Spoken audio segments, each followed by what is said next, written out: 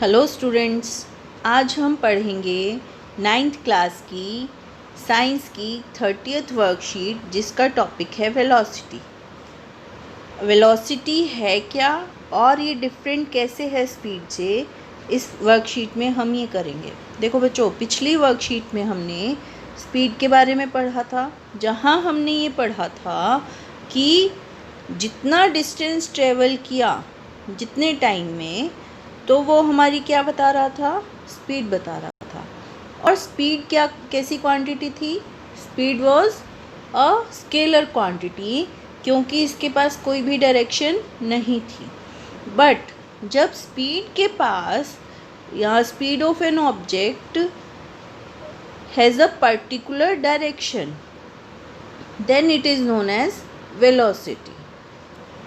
किसी भी ऑब्जेक्ट की स्पीड किसी पर्टिकुलर डायरेक्शन में है तो उसे क्या कहेंगे? वेलोसिटी कहेंगे।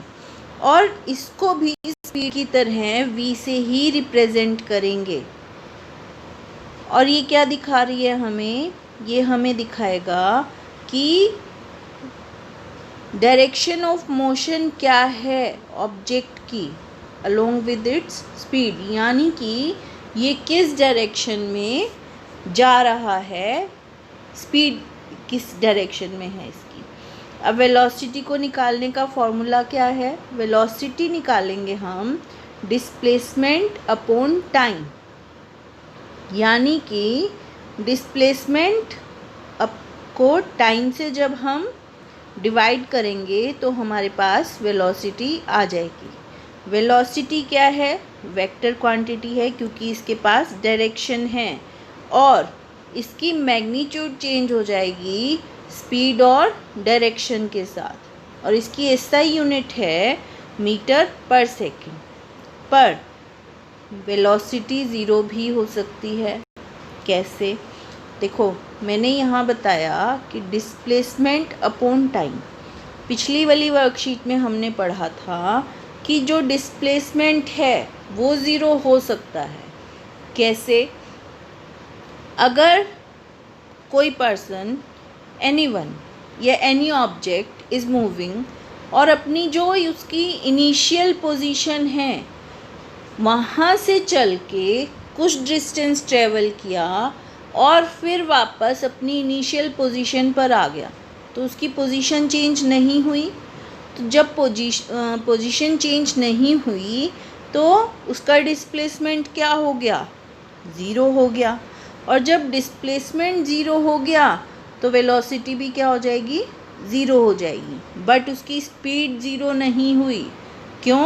क्योंकि उसने कुछ डिस्टेंस भी ट्रेवल किया और कुछ टाइम भी उसको लगा। तो स्पीड तो उसकी थी, पर उसकी वेलोसिटी ज़ीरो हो गई क्योंकि उसकी डिस्प्लेसमेंट ज़ीरो थी। हाँ, अगर डिस्प्लेसमेंट ज़ीरो नहीं हुई, यानी कि उसकी पोजीशन चेंज हो गई, तो हमारे पास उसकी वेलोसिटी आ जाएगी। अब यहाँ एग्जाम्पल लेते हैं कि आप अपने घर से कुछ डिस्टेंस ट्रैवल करते हो स्कूल तक, और फिर स्कूल से घर वापस आ जाते हो सेम रूट से 10 मिनट्स के अंदर।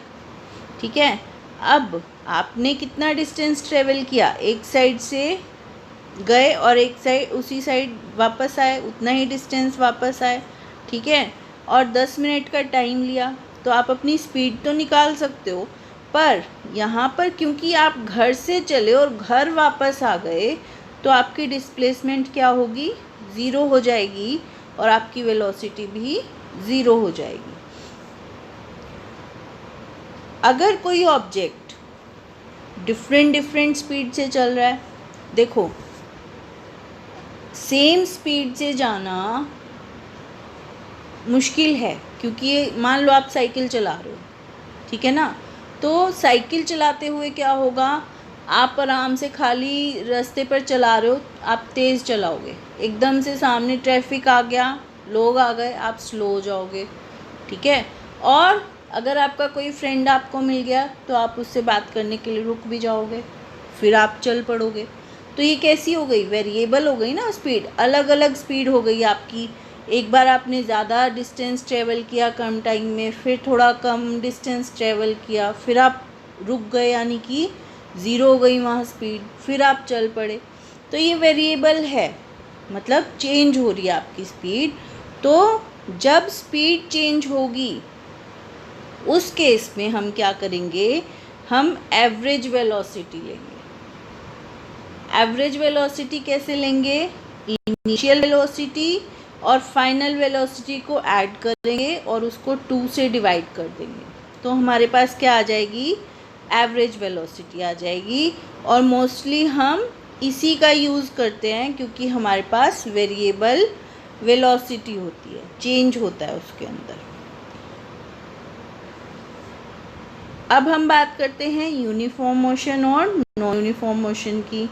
और जब कोई ऑब्जेक्ट यूनिफॉर्म मोशन या नॉन यूनिफॉर्म मोशन में है तो उसकी वेलोसिटी में क्या होगा, चेंजेस होंगे, उसके साथ क्या होगा।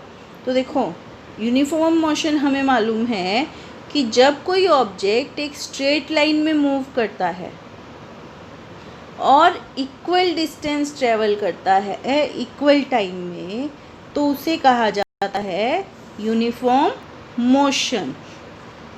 और यहाँ क्या होगा, जब डिस्टेंस और टाइम सेम आ रहे हैं तो वेलोसिटी क्या होगी, कांस्टेंट रहेगी, चेंज नहीं होगी। पर अगर ऑब्जेक्ट जो है वो अनइक्वल डिस्टेंस ट्रेवल कर रहा है अनइक्वल टाइम में, तो उसकी वेलोसिटी कैसी हो गई, क्योंकि वो नॉन यूनिफॉर्म मोशन में है तो उसकी वेलोसिटी भी चेंज होती रहेगी और कांस्टेंट नहीं रहेगी। तो ऐसी 2 टाइप्स होंगी, एक्सेलरेटेड मोशन जहाँ ऑब्जेक्ट की वेलोसिटी इंक्रीज हो रही है टाइम के साथ, यानी कि जो साइकिल आप नॉर्मल स्पीड पे चला रहे थे, खाली रोड सामने दिखते ही आपने क्या किया, आपने तेज़ी से चलाना शुरू कर दिया, ठीक है ना, वो हो गया आपका एक्सेलरेटेड मोशन। और जब सामने घर आ गया तो आप क्या हो गए, धीरे धीरे आप स्लो हो गए, तो वो हो गया आपका रिटार्डेड मोशन, यानी कि velocity of object decreases with time. Time के साथ ऑब्जेक्ट की वेलोसिटी जो है वो डिक्रीज़ हो गई। अब यहाँ एक एग्ज़ाम्पल लेते हैं एक साइकिलिस्ट का, यानी कि एक बंदा साइकिल चला रहा है। अब उसने क्या किया, वो ए से बी पॉइंट तक 40 मीटर की दूरी उसने गया और फिर बी से ए तक वापस आ गया। अब जाने में और वापस आने में उसको 40 सेकंड का टाइम लगा, ठीक है। 40 मीटर गया, 40 मीटर वापस आया, तो 80 मीटर कुल उसने ट्रैवल किया, ठीक है, और 40 सेकंड का टाइम लगा। तो उसकी स्पीड हम निकाल सकते हैं, distance travel upon time taken. Distance उसने ट्रेवल किया 80 मीटर्स और टाइम लिया 40 सेकंड्स, तो हमारे पास स्पीड उसकी आ जाएगी 2 मीटर पर सेकंड। पर क्योंकि वो ए से चला था और ए पर ही वापस आ गया, तो उसकी वेलोसिटी क्या होगी, 0 हो जाएगी। कैसे, क्योंकि उसका डिस्प्लेसमेंट 0 है, तो उसकी वेलोसिटी भी क्या हो गई, 0 हो गई। अब कुछ क्वेश्चंस करते हैं, differentiate between velocity and speed. देखो, स्पीड स्केलर है, वेलोसिटी वेक्टर क्वांटिटी है। स्पीड के पास सिर्फ मैग्नीट्यूड है, वेलोसिटी के पास मैग्नीट्यूड एंड डायरेक्शन दोनों हैं। स्पीड 0 नहीं हो सकती, जबकि वेलोसिटी 0 हो सकती है। स्पीड के अंदर डिस्टेंस कवर लेंगे और वेलोसिटी में हम डिस्प्लेसमेंट काउंट करेंगे। Second question is, if a car travels 100 metre in 25 seconds then find out its velocity. तो 100 metre divided by 25 second, that is total distance covered, यहाँ हम इसका डिस्प्लेसमेंट मान के चलते हैं, divided by time taken, that is 25 seconds.